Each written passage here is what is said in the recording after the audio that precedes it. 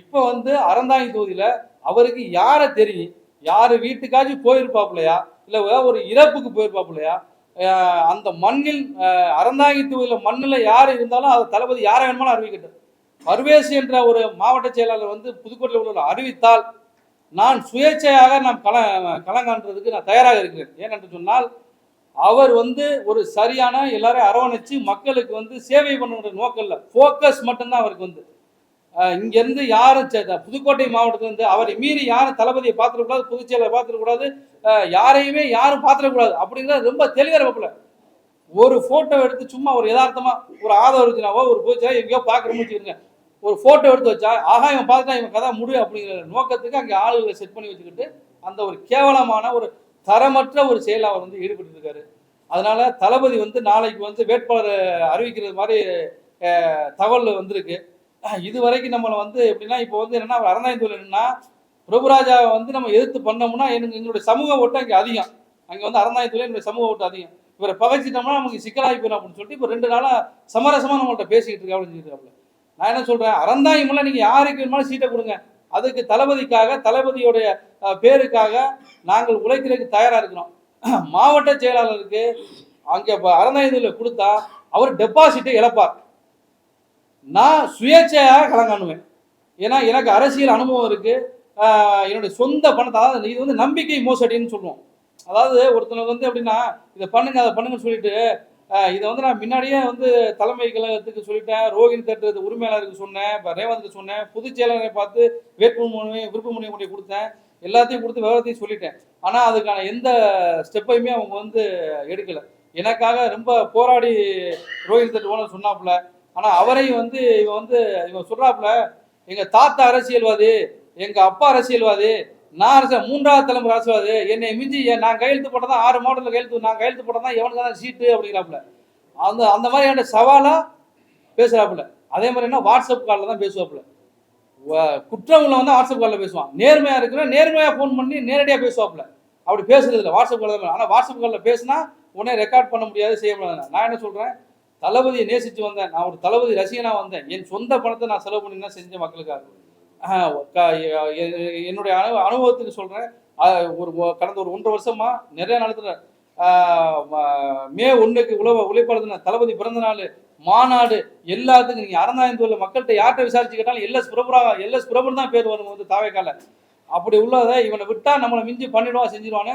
இதே மாதிரி எல்லா மாவட்டத்திலையுமே இருக்கு. இந்த மாவட்ட செயலாளர்கள் பண்றதுனால தளபதியினுடைய பேரை கெடுத்துக்கிட்டு இருக்காங்க. இதை வந்து இந்த மாவட்ட செயலர் என்ன பண்றான்னு தலைமை வந்து கண்காணிக்கணும்.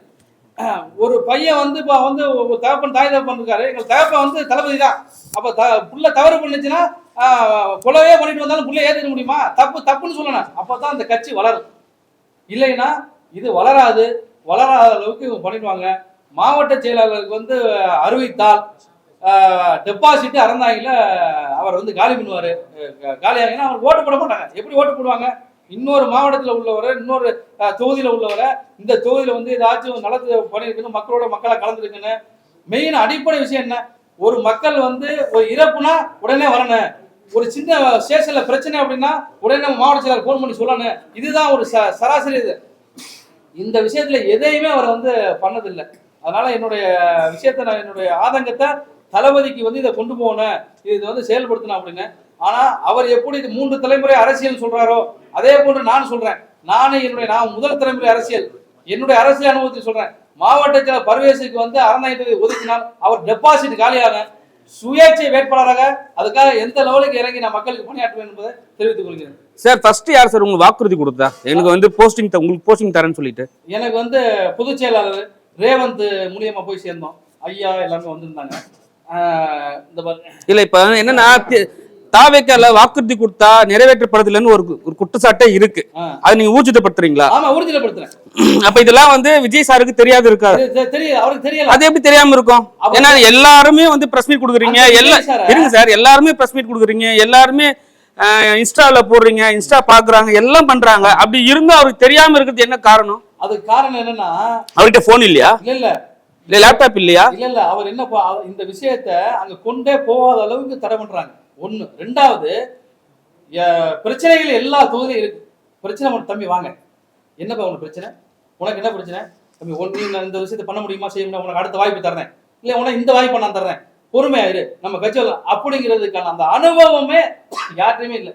தான் முடிச்சதுதான் இதுன்னா அப்போ என்ன பண்ணிருக்கேன், நான் ஒரு காங்கிரஸ்ல இருந்து வந்தாலும் நாங்க இப்படித்தான் இருப்போம் அப்படின்னு சொல்லி தான் நீ ஏன் என்னை வந்து இந்த கட்சிகளை சேர்க்கிற, அப்பயே நீ வந்து ஒதுக்கி விட்டுருக்கலாம். இல்ல சார், மாற்று கட்சியில இருந்து வந்தவங்களுக்கு ஏன் சார் முன்னுரிமை கொடுக்கணும்? ஏற்கனவே அவங்க கட்சியில இருந்து அவங்க வந்து மன்றத்துல இருந்தவங்கள தான் ஃபர்ஸ்ட் வந்து முன்னிறுத்தி போறேன்னு சொன்னாங்க. இப்ப மாற்று கட்சியில நீங்க வந்திருக்கீங்க, நீங்க வந்து காசு செலவு பண்றேன்றீங்க, தவறு கிடையாது, மக்களுக்காக சேவை செய்யறேன்றீங்க. ஆனா இருந்தாலும் வந்து காங்கிரஸ்ல இருந்து வந்தவங்களுக்கு முன்னுரிமை கொடுக்கறது வந்து எந்த விதத்துல சரிப்படும் சார்? காங்கிரஸ்ல இருந்து முன்னுரிமை எனக்கு கொடுக்கணும்னு சொல்ல, அறந்தாங்கி மக்களுக்கு நான் அறந்தாங்கி மண்ணின் மைந்தான், என்னை போன்ற அறந்தாங்கி மண்ணில் இருக்கிறவனுக்கு வாய்ப்பு கொடு. இன்னொரு தொகுதியில உள்ளவன் இல்லை இன்னொரு தொகுதியில உள்ள ஆள் வந்து எப்படி வந்து எங்க மக்களுக்கு ஏதாச்சும் ஒரு நலத்திட்டம் செஞ்சிருக்காப்லையா, எப்படி செய்வாப்ல தெரியுமா? நம்மளை ஆர்கனைஸ் பண்ண சொல்லிருக்காப்ல, செலவெல்லாம் நம்ம போக்கஸ் அவங்க. சார், காங்கிரஸ் கட்சியில இருந்து நீங்க வந்தாலும் தவக ஆரம்பிச்சு கொஞ்ச நாள்லயே வந்துட்டீங்களா? தவக ஆரம்பிச்சு அடுத்த நிமிஷமே நம்ம வந்துட்டோம். தளபதி வந்து முதல் மாநாடு போட்டோடனே மாநாட்டுக்கு நான் வந்து என்ட்ரி ஆகி நான் என்னுடைய பிரச்சனைகள் எல்லாத்தையுமே பொதுச் செயலாளர்கிட்ட சொன்னேன். ஐயா, நான் ஏற்கனவே காங்கிரஸ்ல இருந்திருக்கிறேன், என்னைய வந்து நீங்க என்ன கொடுத்தாலும் நான் ஏத்துக்கிட்டு பயணம். பொதுச் செயலாளர் புஷியானந்த நீங்க பாத்தீங்களா? பார்த்து வந்து உங்களோட கோரிக்கை எல்லாத்தையும் வச்சீங்களா? எல்லாத்தையும் வச்சோம். ஏன்னா மேக்சிமம் அவர் தான் வந்து அந்த கட்சியோட முடிவுகள் அவர் தான் பாதி எடுக்கிறேன்னு சொல்லிட்டு ஒரு இருங்க சார், ஒரு இது இருக்கு சரிங்களா? அப்ப நீங்க அவர்கிட்ட அப்ரோச் பண்ணலாமே. அவர்கிட்ட அப்ரோச் பண்ணியாச்சு, ஆனா வந்து மௌனமா இருந்தா நான் பாக்குறேன் அப்படின்னு சொல்லி சொன்னாரு. சார், இப்போ நீங்க பேசுறீங்க, நாளைக்கு தான் அறிவிக்க போறாங்க. ஆமா, இன்னும் அதுக்குள்ள நீங்க ஏன் இப்போ வந்து நீங்க தவக்க வேண்டியதான் கட்டிருக்கீங்கன்னு நினைக்கிறேன். ஆமா, அப்படி இருக்கப்ப இப்போ இதுக்கப்புறம் நீங்க இப்படி ஒரு பிரஸ் மீட் கொடுத்த பிறகு உங்களுக்கு எப்படி உங்க பேரை சொல்லுவாங்க? ஐயா, என் பேரை சொல்லணும் இல்ல, மக்களுக்கு சேவை செய்யணும். அது அறந்தாங்கி தொகுதியில ஒரு சிம்பிளா ஒரு கான்செப்ட் இருந்தீங்க. எங்க ஊர்ல ஒரு பையன் ஆக்சிடென்ட் ஆயிட்டாப்ல, மணமேலோட ஒன்றியத்துல ஒரு பையன் ஆக்சிடென்ட் ஆயிட்டாப்ல. ஆக்சிடென்ட் ஆனா அங்க ஒன்றிய செயலாளர்லாம் சின்ன பசங்க, யாருக்கு அனுபவம் இல்ல. உடனே வந்து ஒரு இன்ஸ்பெக்டர் பேசணும் அப்படின்னா அந்த மாவட்டத்தில் யாரு ஒரு பெரிய ஆளா இருக்காங்களோ அவங்க தான் பேசினா தான் அவங்க கேட்பாங்க. அந்த கெப்பாசிட்டிலாம் யாருமே இல்லை. அப்ப இல்லாம இருக்கிற என்ன பண்ண, அனுபவம் வாய்ந்த ஆளுகளை இங்க வந்து வைக்கணும். நான் இல்லை, என்ன மாதிரி ஒரு 4 பேர் வந்திருக்காங்க, ஏடிஎம்கேல இருந்து வந்திருக்காங்க, இன்னொரு பிசினஸ் மேன்ல இருந்து வந்திருக்காங்க, அமமுக வந்திருக்காங்க. இப்ப என்ன மாதிரி உள்ளவங்களை அவங்கள வந்து ஒரு ஆளை வந்து பாரு அப்படின்னா தான் தொண்டர்களுக்கு வந்து ஒரு மகிழ்ச்சியா இருக்கான். எதுவுமே இல்லாம நான் வந்து புதுக்கோட்டை மாவட்டத்தில் அவர் பேசுறது என்ன, ஒன்றிய செயலாளர்கிட்ட பேசுவாங்க, அவர்கிட்ட இதுக்கான வர முடியாது அப்படின்னு சொல்றது. எத்தனையோ இறப்பு நடந்தது, ஆரம்பிச்சு 2 வருஷம் ஆச்சு, 325 நாள் 2 வருஷம் ஆச்சு. ஒரு இறப்புக்கு வந்திருப்பாரு அறந்தாங்கி தொகுதியில? இல்ல ஒரு மக்களுக்கு பிரச்சனை சொல்லி ஒரு போராட்டத்தில் கலந்துருப்பாரா? கலந்துருக்க மாட்டாங்க. ஆனா ஒரு கல்யாணம் நடந்துச்சுன்னா முதல் பேருக்கு தலைமையில அவர் பேரை போடணும், ஃபுல்லா கட் அவுட் வைக்கணும். எத்தனை கட் அவுட் வச்சிருக்காங்க என்ன? இது அரசியல். அவர் இஸ்லாமிய வகுப்பு சேர்ந்தவர். அவர் இஸ்லாமிய வகுப்பு சேர்ந்தவர். அவர் இஸ்லாமியரா இருந்துகிட்டு நான் ஒரு கிறிஸ்தவர், என்ன கிறிஸ்தவரா இருந்துகிட்டு என்னையே அவர் வந்து ஒரு வேற மாதிரியான ஒரு தாட்ல ப்ராசஸ்ல பேசுறாரு. அது ஓப்பனா சொல்ல முடியாது. சொல்லணும்னா தளபதி கிட்ட வந்து அது ஓப்பனா ஒரு ஆள் அதை வந்து வெளியிடுற மாதிரி வரும். சார், நீங்க இப்போ முன்னாடி சொன்னீங்க சில விஷயங்கள் பணத்துக்காக வந்து பேசினாங்கன்னு சொல்லிட்டு, ஆனா வெளிப்படையா இல்லாம சொன்னாங்க 5 கோடி கேட்கறாங்க, 2 கோடி செலவு பண்ணும், அதுக்கப்புறம் 6 கோடி வந்து செலவு பண்ணணும்னு சொல்லிட்டு இருக்கு. சரிங்களா? அதெல்லாம் உண்மையா? உண்மைதான், காசு கேக்குறாங்க. நான் வந்து பொதுச் செயலாளர்கிட்ட எல்லாருக்குமே வந்து என்னுடைய ப்ரொஃபைலு எல்லாமே கேட்டு எவ்வளவு செலவு பண்ணுவேன் அப்படின்னு கேட்டாங்க. 12 இருந்து 15 கோடி ரூபாய் வரைக்கும் என்னால் செலவு பண்ண முடியும் அப்படின்னு சொல்லி கொடுத்துட்டேன். அது ஒரிஜினல் அவருக்கு நான் வந்து அனுப்பிச்சேன். இந்த பாருங்க, என்னுடைய சொந்த இது ப்ரொஃபைலு போட்டு அதுக்கப்புறம் இந்த பாருங்க லாஸ்ட் தேர்தல் செலவு என்ன அப்படின்னு சொல்லி போட்டிருப்பேன் 15 கோடி. இது வந்து நான் வந்து போட்டேன்.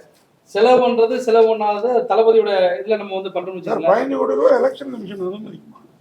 15 கோடி ரூபாய் செலவு பண்ண எலெக்ஷன் கமிஷன் அனுமதிக்குமா? இல்ல, அனுமதிக்காது. அப்படி அனுமதிக்காது. அந்த மாதிரி நீங்க பண்ண முடியுமான்னு அவங்க கேட்டாங்க. நான் பண்றதுக்கு இந்த தகுதி இருக்கு அப்படின்னு சொல்லி என்னோட தகுதியை நான் சொன்னேன். ஆனா நீங்க இன்னைக்கு பேசுறது என்ன, சங்கீதா அவருடைய மனைவி விவாகரத்துக்கு வரணுப்போ அவங்களே திமுக தூண்டி விட்டு தான் பேசினதா இன்னைய வரைக்கும் சொல்லிட்டு இருக்காங்க. அப்படி ஒண்ணு நடக்கவே இல்லைங்கிறது தெரிஞ்சவங்களுக்கு தெரியும். இன்னைக்கு நாளைக்கு உங்களே அதானே சொல்லுவாங்க, காங்கிரஸ் காங்கிரஸ் நீங்க வேற காங்கிரஸ்ல இருந்ததுனா வந்து அதான் நல்லா கேட்டுருங்க. 2 வருடமாக மக்கள் சேவை மட்டும்தான் நான் செஞ்சிருக்கேன் தமிழக வெற்றிகளை. தளபதி ஒரு பேருக்காக மட்டும்தான். என்னை எவ்வளவுதான் முட்டுக்கட்டையெல்லாம் போட்டாங்க, அந்த முட்டுக்கட்டைகள்லாம் அமைதி மட்டும்தான் காத்தேன். இப்ப நான் என்னுடைய கோரிக்கை நான் என்ன சொல்றேன் அப்படின்னா, ஒரு வேட்பாளரை நம்ம அறிவிக்க போறாங்க. மாவட்ட செயலாளர் பர்வேஸா இருக்குன்னா அவர் தொகுதியில் அவர் அறிவிக்கட்டும். அவர் என் தொகுதிக்கு என்ன பண்ணியிருக்காரு, அப்ப என் தொகுதியில் இன்னும் எத்தனை பேர் இருக்காங்க, என்ன மாதிரி விருப்பமனு கொடுத்தவங்க எத்தனை பேர் இருக்காங்க? இப்ப விருப்பமனு கொடுத்தவங்க அத்தனை பேரை கூப்பிட்டு இருக்கலாமே. இப்ப திமுக பாத்தீங்கன்னா எல்லாரையும் கூப்பிடுறாங்க. அது மாதிரி எங்களை கூப்பிட்டு நாங்க எங்களுக்கே ஒரு சூஸ் பண்ணி ஒரு ஆளை நியமிங்க அப்படின்னு சொல்லி நாங்க சொல்லிருப்போமே, விட்டு கொடுத்துருப்போமே. நீங்க சொல்றது உங்க மண்ணின் மைந்தல்ல ஒரு ஆள் வரணும். கொடுக்காதீங்க, எங்க தொகுதியில உள்ள ஆளுக்கு கொடுங்க. எங்க தொகுதியில உள்ள ஆளுக்கு கொடுக்கணும். மாவட்ட செயலாளருக்கு எப்படி கொடுக்க முடியும் சார்? இவ்வளவு காசு செலவு பண்றீங்க, இவ்வளவு மக்களுக்காக உழைக்கிறீங்க, உங்களே வந்து விஜய் சாரை வந்து பார்க்க விடாம பண்றாங்க, விஜய் சாரே வந்து பார்க்காம இருக்காரு. அப்ப வந்து உங்களுக்கே இவ்வளவு இந்த நிலைமைனா சாதாரண மக்கள், கடைக்கோடி மக்களுக்கு பிரச்சனை வந்தா அவர் வந்து நிப்பாரா, அவர் பாப்பாரா? அந்த விஷயத்தினாலதான் என்ன சொல்றேன், நான் வந்து தளபதி விக்ரவாண்டி மாநாட்டுல வரையிலே நான் வந்து கட்சியில சேர்ந்ததுக்கு அப்புறம் இது வரைக்கும் மாவட்ட செயலாளர் என்னை கூட்டி போய் விஜய் கிட்ட அறிமுகப்படுத்தல. ஏன் அறிமுகப்படுத்தல அப்படின்னா, அவரை மீறி என்னால் விஜயை பார்க்க முடியும்.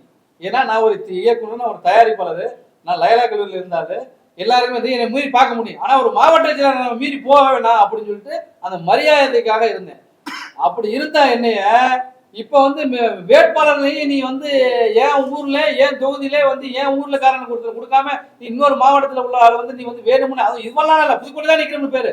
இப்ப என்னன்னா இத நம்ம நிக்கலைன்னா பிரபு எப்படி கேட்டுருவாங்க, பிரபு தான் கொடுக்குற மாதிரி வந்துரு, அப்ப நம்ம ஒரு தடை பண்ணணும், அப்ப நம்மளே நின்றுவாங்க அப்படி நோக்கத்துக்கு பணம் கேட்காம கேட்கிறாங்க. அதுக்கு ஆதாரம் மட்டும் பணம் தான் கேக்குறாங்களா இல்ல உங்களை விட்டா நீங்க லயலா காலேஜ் ஸ்டூடெண்ட், சினிமா பிரபலம், அவரோட பெரிய ஆள் ஆயிடுவீங்க அடுத்த மாவட்டத்துல? எவ்வளவு பணம் சார் ஒரு எஸ்டிமேட்டா சொல்லுங்களேன். அதாவது எப்படின்னா வந்து இன்னொரு தொகுதிக்கு நீங்க செலவு பண்ணணும் அப்படின்னா இன்னொரு தொகுதிக்கு நான் செலவு பண்ணணும். நீங்க நிக்கிற தொகுதி இல்லாம இன்னொரு தொகுதிக்கு செலவு பண்ணணும். அதுக்கு எதுக்கு நான் செலவு பண்ணணும்? என் தொகுதிக்கு என் மக்களுக்கு தான் செலவு பண்ண முடியும். நான் இன்னொரு தொகுதிக்கு எதுக்கு செலவு பண்ணணும்? இன்னொரு தொகுதி யாருன்னு தெரியாது. என் தொகுதி மக்களுக்கு தான் அந்த நலத்திட்ட உதவி நான் செய்ய முடியும். சார் உங்களுக்கு சீட்டு கிடைக்கலங்கிறது கன்ஃபார்ம் பண்ண பிறகு தான் நீங்க பேசுறீங்க? கன்ஃபார்ம்லாம் இல்ல. தளபதி வந்து இப்ப மாவட்ட செயலர் வந்து நேத்து முந்தாந்து எனக்கு ஃபோன் பண்றாப்ல, உங்க பேரையும் நான் கொடுத்துருக்கிறேன், என் பேரும் இருக்கு, தளபதி யார் அறிவிச்சாலும் நம்ம வந்து செயல்படுவோம், நீங்க உடனே கிளம்பி வாங்க அப்படின்னாப்ல. நீங்க புதுக்கோட்டையில நீங்க நிக்கிறோம், நீங்க ஏன் அறந்தாங்கி வர்றீங்க அப்படிங்கிற கேள்வியை நான் கேட்கிறேன். இல்ல தலைமை வந்து என்னை விருப்பப்பட்டு நிப்பாட்டுது. எந்த தலைமை நிப்பாட்டம்? இன்னொரு சம்பந்தம் இல்லாம வந்து பக்கத்துல அறந்தாங்கி பக்கத்துல இது இருக்கு, ஆலங்குடி இருக்கு, அதை கூட நம்ம சொன்னாலும் ஏத்துக்கலாம். புதுக்கோட்டைக்கும் நிப்பாட்டுறது வந்து சாத்தியமில்லாத கூறு. அவர் அப்படி நம்மளை வந்து நம்ம ஏதாவது பிரச்சனை பண்ணிடுவோமோ, செஞ்சிருவோமோ, பண்ணிடுவோமோ அப்படிங்கிற நோக்கத்துல அப்படி தாசாப்படுத்துறாரு. இந்த பிரஸ் மீட்டுக்கு பிறகும் நீங்க இந்த கட்சியில இருப்பீங்களா? அப்படி இல்ல, இதுக்கு வந்து தக்க நடவடிக்கை வந்து தளபதி எடுக்கணும். இது எடுக்கல அப்படின்னா அறந்தாங்கி தொகுதியில சுயேட்சை வேட்பாளரை நின்று டெபாசிட் அவங்க இழப்பாங்க, அவங்களோட ஒரு ஓட்டு வாங்கி காப்பீங்க சவாலை. சார், பெண்கள் ஓட்டு அதிகமாக டிவி கையில சொல்றாங்க, ஆனா நீங்க டெபாசிட் எடுக்கிற அளவுக்கு நீங்க சொல்றீங்கன்னா அப்ப எந்த விதத்துல இல்ல எந்த விதத்துல அந்த இடத்துல வந்து அவங்க வந்து ஒர்க் பண்ணிருக்காங்க? அதாவது எப்படின்னா சார், அங்க வந்து போக்கஸ் மட்டும் தான் சார். கட் அவுட்ல யாரு பேனர் போடணும்? அவர் பாவம் தளபதி வந்து ரொம்ப நல்ல மனுஷன். அவர் வந்து என்ன விவரம் தெரியுதா விவரம் தெரியாது இல்ல, போக்கஸ் மட்டும்தான். வேற எங்கேயாச்சும் வந்து போராட்டம் எங்கேயாச்சும் பொது அறந்தாங்கி தொழில் இது வரைக்கும் எங்கேயுமே ஒரு பொதுக்கூட்டம் நடத்தலாம் இது பண்ணோம்னு வரலாறே இல்லை.